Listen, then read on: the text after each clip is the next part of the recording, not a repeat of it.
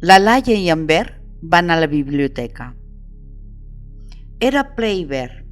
El dia estava fosc com la boca d'un llop, ennuvolat i ben fred. La Laia es preparava per anar a la biblioteca a fer uns treballs que li havia encomanat el professor d'història. Abans de marxar, va mirar per la finestra i va veure que estava començant a ploure. Va anar fins al rebedor de casa seva, on tenia un petit armari ple d'abrics i paraigües. El paraigüer, on descansava en Bert, que dormia plàcidament. En Bert es va posar molt content quan la noia el va agafar per anar al carrer. Feia molts dies que s'estava a aquell racó i encara que no estava sol, era força avorrit. Està allà tot quiet, escoltant les mateixes històries que expliquen els seus companys una vegada i una altra. Quan van sortir de la casa, es va adonar que feia molt de fred i el vent bufava una mica. Això el feia tintinejar les dents, però tenia tantes ganes de sortir que va fer el cor fort. L'aigua li queia per tot arreu, refrescant el seu cos menut, i això el feia sentir bé i més viu que mai, encara que aquell maleït vent el feia amoïnar una mica. Va intentar no pensar-hi i gaudir del passeig. Quan s'apropaven a la biblioteca, un cop de vent, entremaliat i poca solta, va bufar tan fort que el va fer que en Bert es donés la volta, tot de cop, trencant-li una de les seves varetes, fent-li molt de mal. Gairebé el va deixar sense respiració. La Laia el va agafar en totes les seves forces perquè el vent no se l'emportés i va aconseguir aguantar-lo, però no es va adonar de que en Bert va quedar malmès.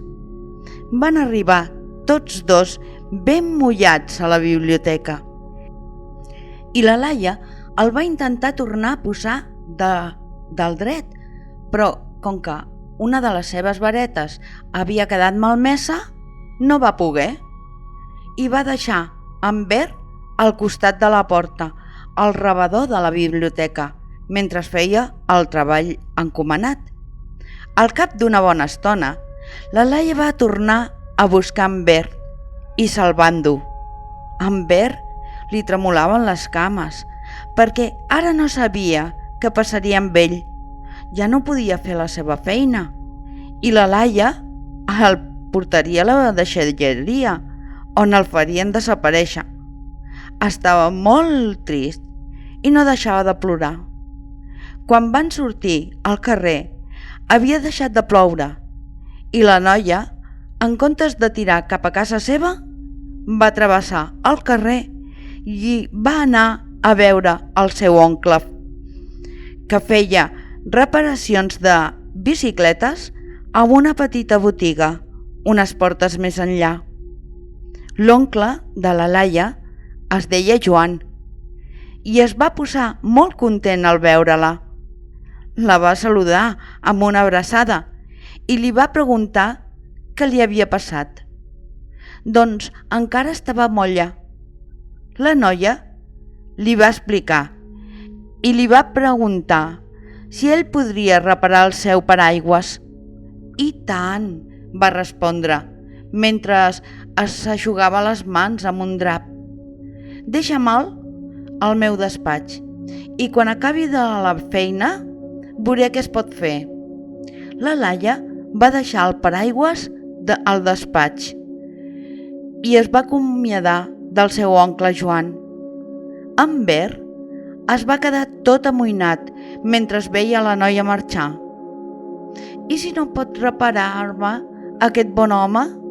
Pensava, desfet en llàgrimes. Bueno, Val més que em posi de forma positiva, es va dir una vegada i una altra. La Laia és una noia molt llesta i si m'ha portat aquí és que sap que aquest home em podrà apedaçar. L'oncle Joan va trigar una bona estona a entrar al despatx i quan el va veure el va agafar i li va dir: «A veure, què és el que t'ha passat a tu?» Ell va revisar de cap a peus en Ver i va exclamar: «No et preocupis, home, que tot té solució. Et posaré una vareta i quedaràs com a nou». En Ver es va calmar amb les paraules de l'oncle Joan. L'endemà, en Joan va agafar en Ver i el va reparar. Quan va acabar, el va obrir de bat a bat per veure com es veia.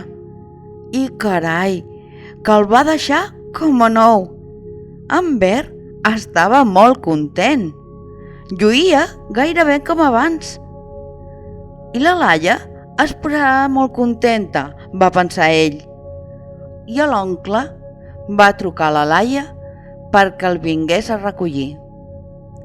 I en Ver se li van acabar aquestes pors d'acabar a la deixalleria. Si podem reparar les nostres coses, estarem estalviant i cuidant el medi ambient. Gràcies. Bona nit.